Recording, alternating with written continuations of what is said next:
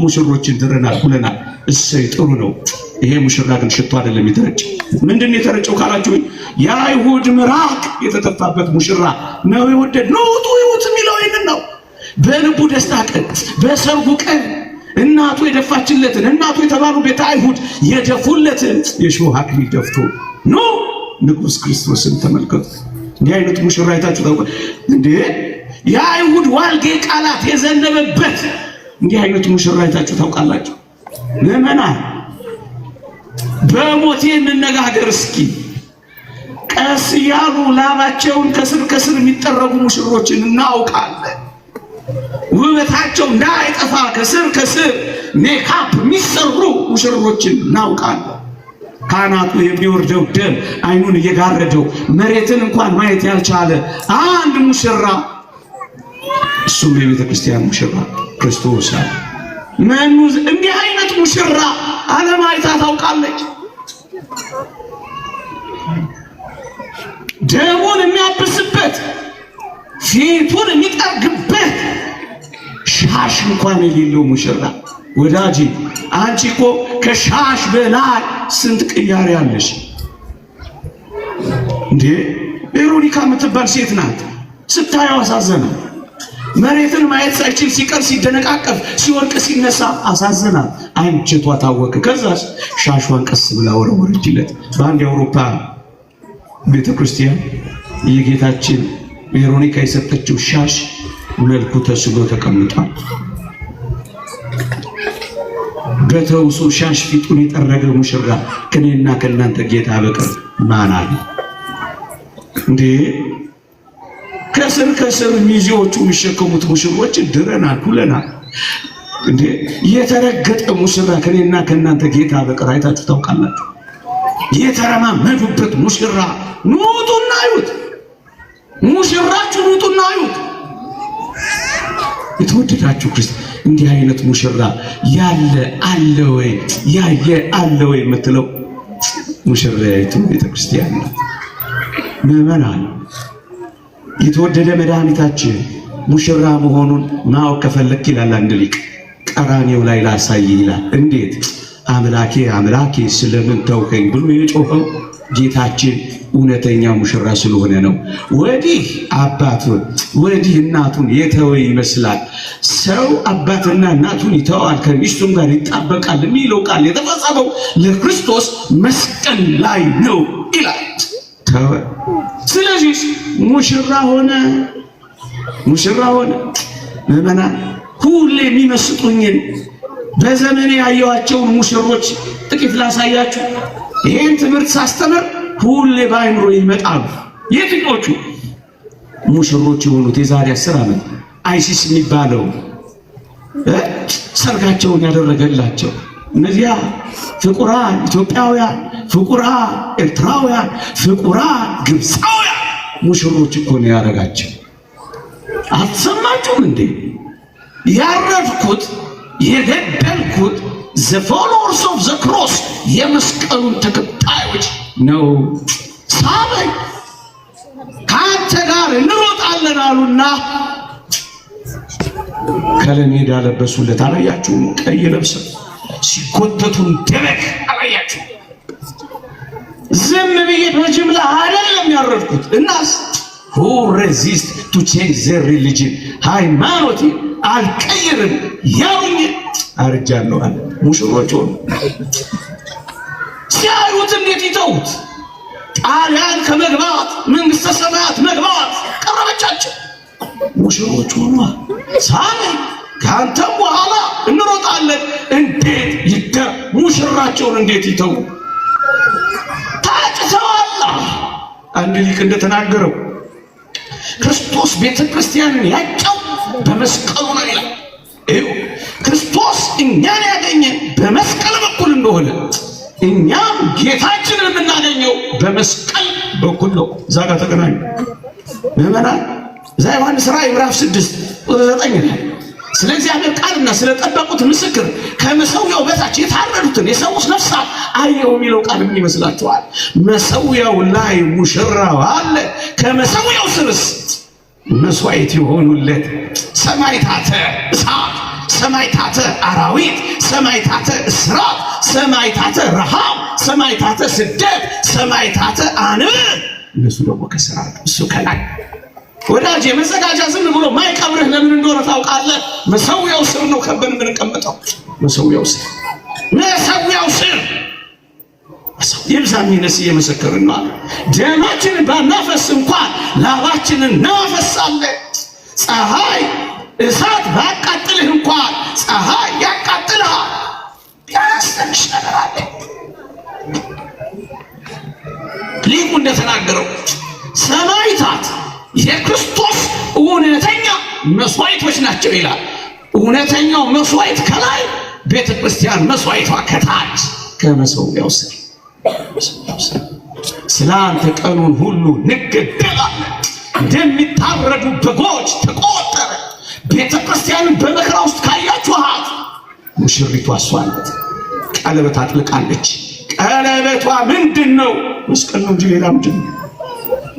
የቤተ ክርስቲያን ያጠለቀላት ቀለበት ሙሽራዋ መስቀል። አንድ ሊቅ እንደተናገረው መስቀል የታጨችን አንዲትን ሙሽሪት ወይም የታጨችን አንዲትን እጮኛ ማንም ወንድ ቀና ብሎ እንደማያት የክርስቶስን እውነተኛ ሙሽሪት ቤተ ክርስቲያንን ሰይጣን ቀና ብሎ አያት፣ ያፍራታል። ለዚህ እኮ ነው ቤተ ክርስቲያንን ባያት ቁጥር ዝም ብሎ የሚናደደው እኮ። ለዚህ ዝም ብሎ ይመስላል። ሲያያት ይቃጠላል። ሲቃጠል አቃጥል ይለዋል። ሁለት ጎሳዎች ሲጣሉ አቃጥል ይለዋል። አቃጥለው ለምን አይችልም ይነደዋል። አባ ጊዮርጊስ ዘጋስጫ በረከቱ ይደርብና እንደተናገረው የመስቀል ማማተብ ሰይጣንን ይመረዋል። እያስመረቀው ነው የሚያስመረቀው። ይመረዋል። ቃል ኪዳን አጥብቃለች፣ ታጭታለች። ወዳጆች ለተክልሉ እኔና እናንተ ታጭተናል። የእግዚአብሔር ቃል እንዲህ ይላል፣ እንደ ንጽሕት ድንግል እናንተ ለአንድ ወንድ ለክርስቶስ ላቀርብ አጭቻችኋለሁ ይላል። ደግሞ አለሁ እናንተን እንደ አንዲት ንጽሕት ድንግል ለአንድ ወንድ ለክርስቶስ ላቀርብ አጭቻችኋለሁ። ቅዱስ ጳውሎስ በዚያ ቆሮንቶስ መልእክት ምዕራፍ 11 ቁጥር 2። ወዳጅ ምንም ሳናስተባብል ምንም ሳንቀባባ ሰርግ አለብን። ሙሽራ አለ፣ ታጭተናል። የበጉ ሰርግ ራት ተዘጋጅቷል። አሁን በእጮኝነት ናት ቤተ ክርስቲያን ያለችው። ይሄ ዘመን ሲጠናቀቅ መጠናቀቁ አይቀርም። ይሄ ዓለም ሲያበቃ ማብቃቱ አይቀርም። አይዟችሁ ያበቃ። የዚህ ዓለም መልክ ኃላፊ ነው። የትዕቢተኛ ፉከራ፣ የኃጢአተኞችን ደስታ ለቅጽበት ነው ይላል መጽሐፍ ቅዱስ። ቅጽበት ነው፣ አይዟችሁ ማለፉ አይቀሬም። ግን እኔና እናንተ ከቤተ ክርስቲያን ጋር አብረን ከኖር፣ ቅድም በተማርነው ትምህርት ጸንተን ከኖር ሙሽራችንን እናገኘዋለን። አንዲት የታጨች ሴት ሙሽራዋን ብቻ እንደምትጠብቅ እናንተ ምእመናን ቤተ ክርስቲያን ሌላ የምትጠብቀው ምንም ነገር የላት። ከሙሽራዋ በቀር የምትጠብቀው ምንም ነገር የላት። እሱ ነው የምትጠብቀው።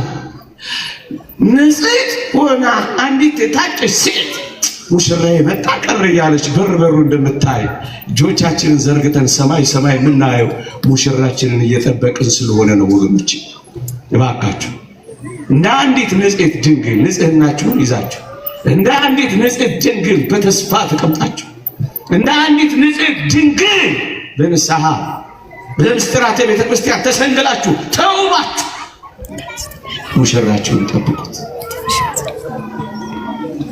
ሌላ ሰርግ፣ ሌላ ዝማሬ፣ ሌላ ደስታ፣ ሌላ ራት፣ ነጭ ልብስ፣ የከበረ ዙፋን ለሙሽሪቷ ለቤተ ክርስቲያን ተዘጋጅቷል። ክብሯ ከሙሽራዋ ጋር ዘላለም መኖር። ለዚያ ነው እዚህ የተቀመጥነው ሁላችን።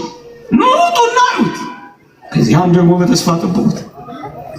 አዎ የሰርግ ቀናችን ደግሞ ይመጣል። መጽሐፍ ቅዱስ ሲጀምር በሰርግ ነው የጀመረው። ብዙ ተባዙ ምድርን ሙሉአት ብሎ ታስታውሳላችሁ። ጌታችን ሲመጣ ሰርግ ቤት ነው አድሶን የጀመረው። ቅድም እንደነገርኳችሁ መጽሐፍ ቅዱስ ሲጠናቀቅ የበጉ ሰርግ ራት ተዘጋጅቷል። ሙሽራይቱ ና ይላል ብሎ ነው የሚያጠናቅቀው። ና ብሎ ነው የሚጮህ። ሙሽራዋን ለማግኘት የምትናፍቅ ቤተክርስቲያን አባ ፋም ስለሚባል ሰው ነግሬያችሁ ላቅ ሰዓት ብዙ እንዳልወስድ። አባ ፋም በአንድ ገዳም የሚኖር ብርቱ ተጋዳይ መነኩሴ ነበር እና ምን ሆነ መሰላችሁ? የሰማዕትነቱ ቀን ሲደርስ እግዚአብሔር ገለጠለትና እስከዛች ቀን ለብሶት የማያውቀው ነጭ ልብስ ለብሶ ወጣላችሁ። ጓደኞቹ ወንድሞቹ እዛ የሚኖሩ አባ ፋም ዛሬ የተለየ ልብስ የለበስከው ምን ሆነ ነው ብለው ጠየቁት አሉ። አባ ፋምም እንዲህ አላቸው፣ ሰማዕትነት የሚቀበልበት ቀን ስለሆነ ዛሬ የሰርጌ ዕለት ነው አላቸው። የሰርጌ ቀን ነው አላቸው። ወዳጄ የሰርጌ ዕለት ጭስ የምታጨስበት ጨሰ አቧራው ጨሰ እያልክ ዳንኪራ የምትዘልበት ቀን አይደለም። ራስህን ለጌታችን አሳልፈ የምትሰጥበት ቀን ያ ቀን የሰርጌ ዕለት የምትልበት ቀን፣ ሰማዕትነት የሚቀበልበት ቀን፣ ጌታችን ሙሽራው የሚዋሃድበት ቀን፣ ከእሱ ጋር በቀኝ የሚቆምበት ቀን የሰርጉ ዕለት። ቤተ ክርስቲያን እንደዚህ እንደምታዩት እንዳይመስላችሁ። የተዘጋጀላት ዙፋን፣ የተዘጋጀላት የዘላለም መና፣ የተዘጋጀላት ልብስ፣ የተዘጋጀላት ክብር አለ። እወርዳለሁ አለ ወረደ፣ እውነት ነው። እሞታለሁ አለ ሞተ፣ እውነት ነው። እነሳለሁ አለ ተነሳ፣ እውነት ነው። አርጋለሁ አለ አረገ፣ እውነት ነው። መጥቼ እወስድሻለሁ እኔ ባለሁበት አኖርሻለሁ ብሏል። ይሄም እውነት ነው። ሙሽራው ይመጣል። ውጡ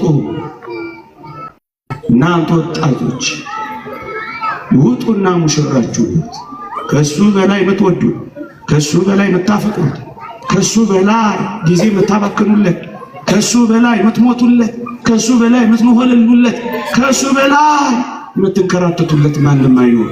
ውጡና የወደዳችሁን፣ የሞተላችሁን፣ የተቸነከረላችሁ፣ የዘላለም ተስፋ የሰጣችሁ፣ የማይከዳችሁ፣ ወረት የሌለበት ፍቅር የሚያፈቅራችሁ፣ አድሎ በሌለበት መውደድ የሞተላችሁን ይህን ሙሽራችሁን ኑና እዩት። ይቆየ